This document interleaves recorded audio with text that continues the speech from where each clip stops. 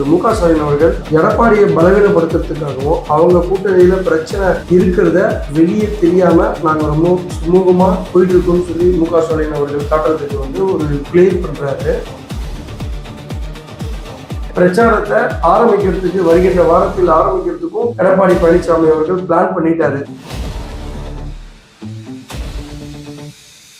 2017ஆம் ஆண்டு பாத்தீங்கன்னா அந்த காலகட்டத்தில் காங்கிரஸ் 63 சீட்டு திமுக கொடுத்தது. 2G ஸ்பெக்ட்ரம் ஊழல் வழக்குல கலைஞர் டிவிக்கு 200 கோடி கைமாறியதாக ஒரு குற்றச்சாட்டு இருந்தது.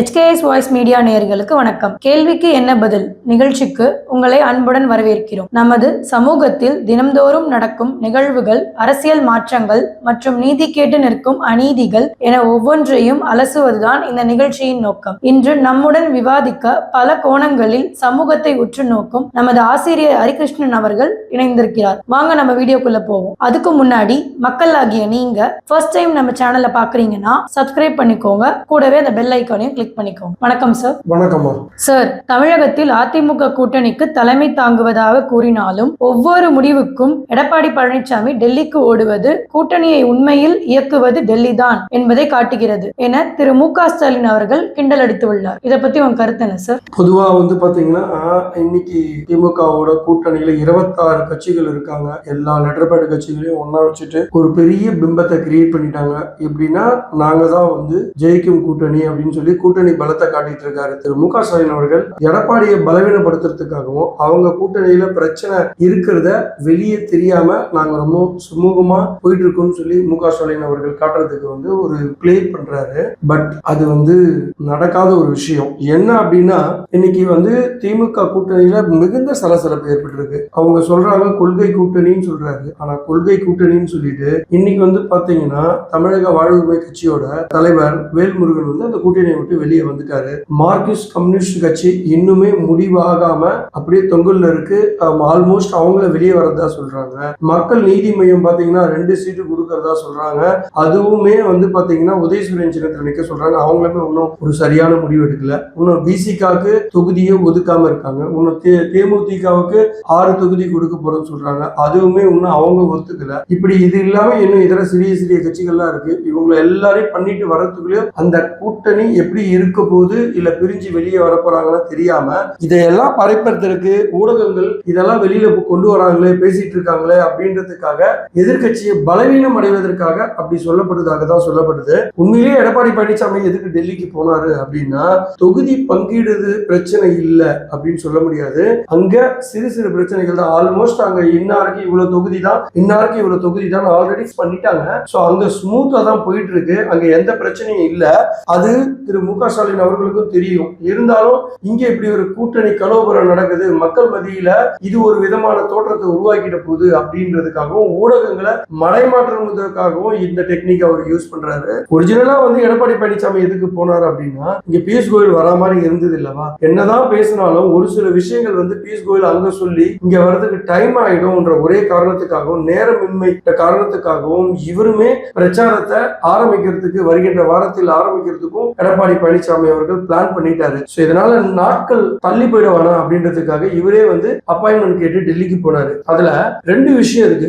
என்ன அப்படின்னா அமமுக அதாவது டிடிவி தினகரன் அவர்கள் பாத்தீங்கன்னா 11 சீட்டு கேட்டாரு. ஆனா இவங்க 8 கொடுக்குறேன்னு சொல்லி 7 கொடுக்குறேன்னு சொல்லி ஃபைனலா 9க்கு நிக்கிறாங்க. சோ அது சம்பந்தமாகவும் பேசுறதுக்காகவும் போயிருக்காரு. அதுலயும் ஒரு சின்ன விஷயம் என்னன்னு பாத்தீங்கன்னா அமமுகவை இரட்டை இலை சின்னத்துல நிக்க சொல்லியும் சொல்லி பாக்குறாங்க. அது டிடிவி தினகரன் ஒத்துக்க மாட்டேன்றாரு. இதை அமித்ஷா மூலியமா சொல்ல வைக்கிறதுக்காகவும் டெல்லிக்கு போனாரு. ஒரு பாயிண்ட். 2வது பாயிண்ட் பாத்தீங்கன்னா பாட்டாளி மக்கள் கட்சியோட அன்புமணி ராமதாஸுக்கு 17 சீட்டுன்னு சொல்லியிருக்காங்க. அந்த 17 சீட்ல பாத்தீங்கன்னா இவங்க கேட்கிற சில தொகுதிகள், அதாவது அன்புமணி ராமதாஸ் அவர்கள் கேட்கக்கூடிய தொகுதிகள் பாத்தீங்கன்னா இரட்டை இலை வலுவாக இருக்கக்கூடிய மேற்கு மண்டலத்துல கேட்கிறாங்க. குறிப்பா சேலம் மாவட்டத்துல கேட்கறதுனால அதையும் ஒரு விஷயத்தை சொல்லிட்டோம். 2வது பாத்தீங்கன்னா அதை விட மிகப்பெரிய இது கோயம்புத்தூர்லயும் அதையும் குறிப்பா பாத்தீங்கன்னா பாத்தீங்கன்னா கோயம்புத்தூர் நாகர்கோயில்ல வந்து சில தொகுதிகள் வந்து முரண்பாடு இருக்கு. எப்படின்னு கேட்டீங்கன்னா ஏடிஎம்கே நிக்க வேண்டிய தொகுதியில வந்து இவங்க பிஜேபி கேக்குறாங்க. அதை வந்து பியூஷ் கோயல் கிட்டயோ இல்ல இங்க இருக்க தலைவர்கிட்ட பேசினா அது ஒரு முடிவுக்கு வராது அப்படின்றதுக்காகவும் அந்த சில குறிப்பிட்ட தொகுதிகளை உங்களுக்கு வழங்க முடியாது அப்படின்றத டைரக்டா சொல்லி காலம் தாழ்த்தாம இதை முடிவுக்கு கொண்டு வரணும்ன்ற அடிப்படையில தான் போனாரு. ரெண்டாவது, ஆல்ரெடி 27 தொகுதி வந்து பிஜேபிக்கு கொடுக்கறதுக்கு ஒத்துக்கிட்டாலும் அமித்ஷா என்ன சொல்றாரு அப்படின்னா இங்க காங்கிரஸுக்கு 28 தொகுதி திமுக கொடுத்திருக்கு இல்லையா, ஒரு தொகுதி கூட, அதாவது 29 தொகுதி வந்து எங்களுக்கு கொடுத்து விட்டா எங்களுக்கு போதும் அப்படின்ற மாதிரி அடிப்படையில கேட்டிருக்காரு. அதோட மொத்தம் 50 தொகுதி கேட்கிறாங்க. யாருக்குன்னா நாங்க பிரிச்சு கொடுத்துக்கிறோம். யார் யாருக்கு அப்படின்னா அமமுகவுக்கும் மற்றும் வந்து ஐஜேகே, அப்புறமா வந்து ஏசி சண்முகம், இந்த கட்சிக்கெல்லாம் வந்து பாத்தீங்கன்னா நாங்களே பிரிச்சு கொடுத்துக்கிறோம். பெருந்தலைவர் மக்கள் கட்சி, தமிழக மக்கள் முன்னேற்ற கழகம், புரட்சி பாரதம், இந்த கட்சிக்கெல்லாம் நாங்களே கொடுத்துக்கிறோம்ன்ற அடிப்படையில கேட்டாங்க. அதுல ஒரு சின்ன ட்விஸ்ட் என்னன்னா இந்த கட்சிகள் எல்லாம் அத்தனை பேரும் என்ன பண்றாங்க, இரட்டை இலை சின்னத்துல நிக்க பாக்குறாங்க. ஆனா பிஜேபியோ வந்து பாத்தீங்கன்னா தாமரை சின்னத்துல நிக்க சொல்லுது. முதல் வந்து இவங்க சிறிய கட்சிகள் எல்லாம் ஒத்துக்கிட்டாங்க. இப்ப இவங்க எல்லாம் என்ன சொல்றாங்க, தமிழகத்துல வந்து தாமரையை விட இரட்டை இலை சின்னத்துல இருந்தா வெற்றி வாய்ப்பு வந்து ரொம்ப ஈஸியா இருக்கும் அப்படின்றதெல்லாம் வந்து பாத்தீங்கன்னா அவர்களுடைய கணக்காக பார்க்கப்படுகிறது. சார், அப்ப என்டிஏ கூட்டணியில எல்லா கூட்டணி கட்சியினருக்கும் சீட்டை பிக்ஸ் பண்ணிட்டாங்களா? அப்ப எந்த தொகுதிகள் என்று முடிவுக்கு வந்து விட்டதா சார்? அப்போ கூடிய விரைவில் அறிவிச்சிருவாங்க என்ற அர்த்தத்துல நீங்க சொல்றீங்களா? கண்டிப்பா. அப்படின்னா என்டிஏ கூட்டணியில ஆல்ரெடி அதாவது மறைமுகமா வந்து எல்லாத்தையும் பேசி பிக்ஸ் பண்ணிட்டாங்க. இப்போ பாத்தீங்கன்னா ஆப்போசிட்ல இருக்க திமுக கூட்டணியில வந்து பாத்தீங்கன்னா ஏகப்பட்ட பிரச்சனைகள் இருக்கு இல்லையா, இத மாதிரி ஒரு சூழ்நிலை இங்க ஏற்படாது. சோ இது ஏற்படாம இருக்கிறதுக்கு தான் வந்து பாத்தீங்கன்னா ஆல்மோஸ்ட் இன்னாருக்கு இவ்வளவு தொகுதின்னு பிக்ஸ் பண்ணிட்டாங்க. குறிப்பா வந்து பிஜேபி வந்து பாத்தீங்கன்னா 30 தொகுதி கேக்குது இல்லையா, அப்போ அதிமுக 27 தொகுதிக்கு அவங்களை பிக்ஸ் பண்ணிட்டாங்க.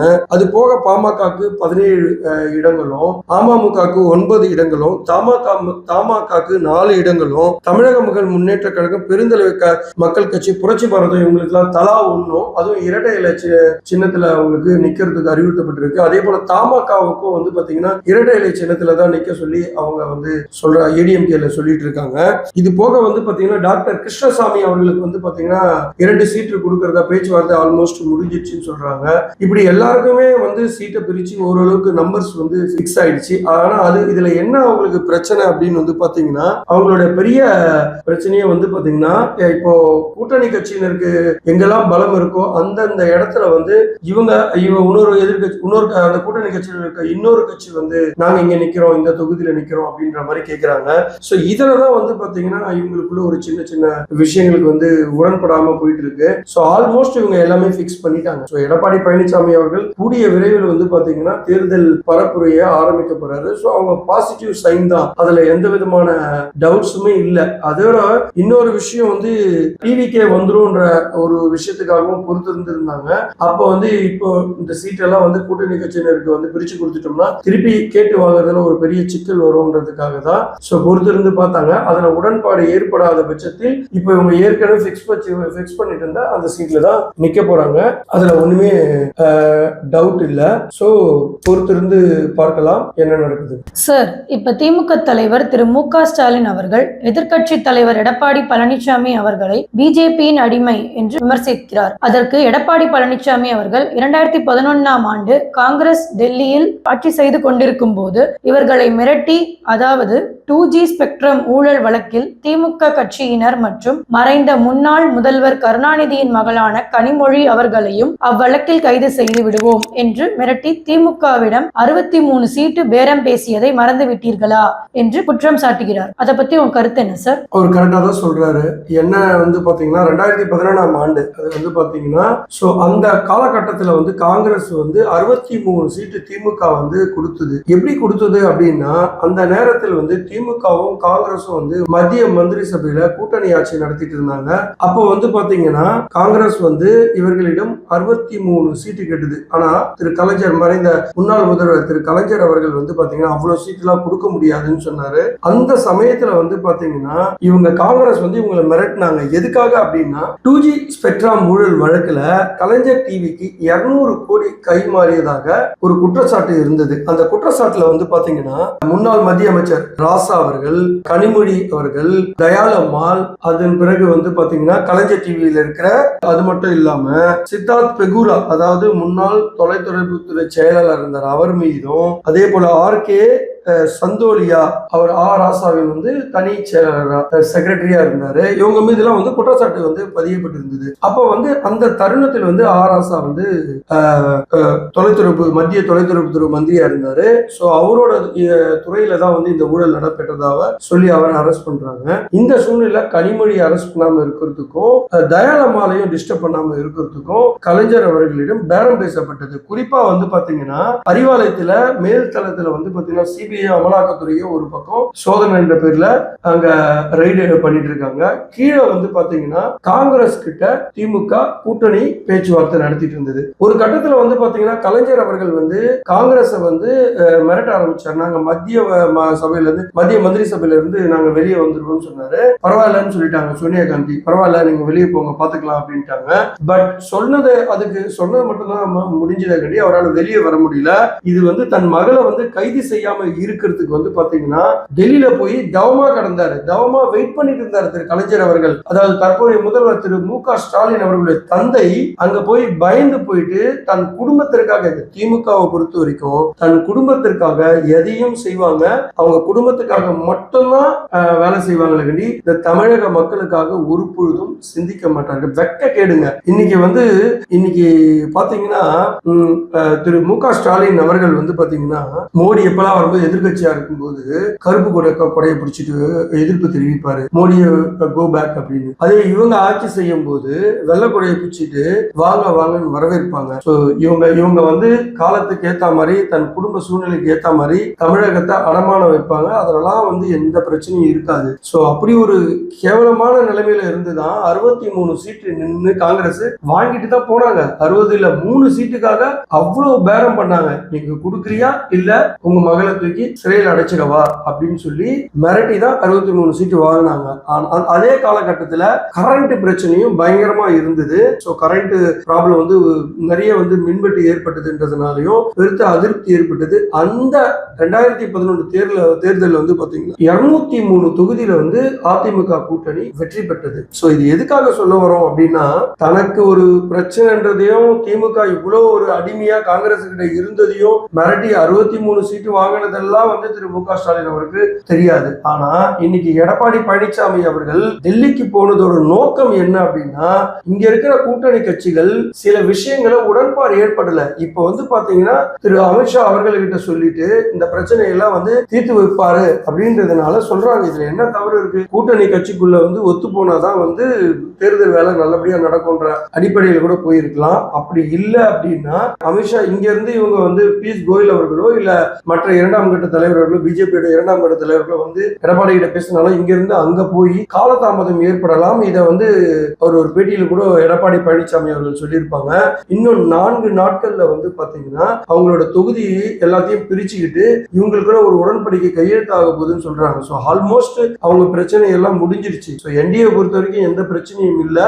அதனால இந்த பிரச்சனை சுமூகமாக தீர்க்கப்படும். அதே போல எடப்பாடி பழனிசாமி அடிமை அடிமை அடிமைன்னு சொல்லி டெல்லிக்கும் தமிழகத்துக்கும் தேர்தல் சொல்லி ஒரு பிம்பத்தை கிரியேட் பண்ணி வெற்றி பெற்று விடலாம், பிஜேபி ஒரு மதவாத சக்தி அப்படின்ற மந்திரத்தை சொல்லியே வெற்றி பெற்று விடலாம் என்று மு.க. ஸ்டாலின் பகல் கனவு காண்டு கொண்டிருக்கிறார். அதற்கு வாய்ப்பு மிக மிக குறைவு. ஏன்னா இன்னைக்கு 26 கட்சிகளோட கூட்டணி வச்சுட்டோம், பலம் பொருந்திய கூட்டணி, மிகப்பெரிய கூட்டணி, மெகா கூட்டணி அப்படின்னு என்ன வேணா பேர் வச்சுக்கலாம். பட் அந்த கூட்டணியில முடிவு எப்படி இருக்க போகுதுன்னு பொறுத்து இருந்தா பார்க்கணும். ஏன்னா அவங்களுக்குள்ள ஏகப்பட்ட பிரச்சனை. இந்த ஒரு வாரத்துல கூட்டணியை முடிச்சுட்டு அடுத்த கட்டத்தை அவங்க பிரச்சாரத்துக்கு போலாம், இல்ல கேண்டிடேட்டை டிக்ளேர் பண்ணலாம்ன்ற சூழ்நிலையில இருந்தாங்க. இந்த ஒரு வாரமா எந்த பேச்சுவார்த்தையும் நடக்க மாட்டேங்குது.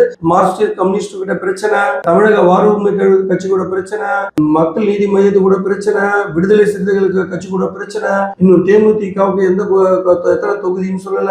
ஏகப்பட்ட பிரச்சனைகளை வச்சுக்கிட்டு இங்க எடப்பாடி பழனிசாமி அடிமை அடிமைன்னு சொல்லி மடைமாற்றுவதற்கு முயற்சி செய்து கொண்டிருக்கிறார் இன்றைய தமிழக முதல்வர் அப்படின்னு தான் இந்த இடத்துல சொல்ல முடியும். சார், இந்த நிகழ்ச்சியில் நாங்க கேட்ட கேள்விக்கு எல்லாம் ரொம்ப சிறப்பா பதில் சொன்னீங்க. மிக்க நன்றி சார். நன்றிமா. HKS வாய்ஸ் நேயர்களே மிக்க நன்றி. மீண்டும் அடுத்த நிகழ்ச்சியில உங்களை நாம சந்திக்கிறோம். நன்றி, வணக்கம்.